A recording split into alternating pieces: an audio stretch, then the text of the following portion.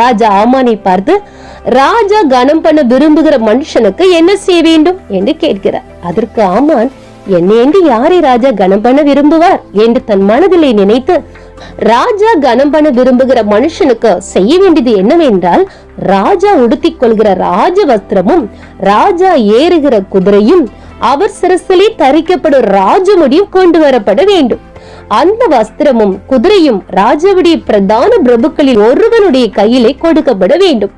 ராஜா கனம் பண்ண விரும்புகிற மனுஷனை அலங்கரித்த பின் அவனை குதிரையின் மேல் ஏற்றி நகர வீதியில் உலாவும்படி செய்து, ராஜா கனம் பண்ண விரும்புகிற மனுஷனுக்கு இப்படியே செய்யப்படும் என்று அவனுக்கு முன்பாக கூற வேண்டும் என்றார்.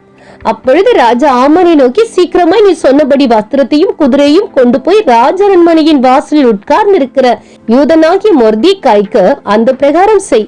நீ சொன்ன எல்லாவற்றிலும் ஒன்றும் தவறாதபடி பார்த்து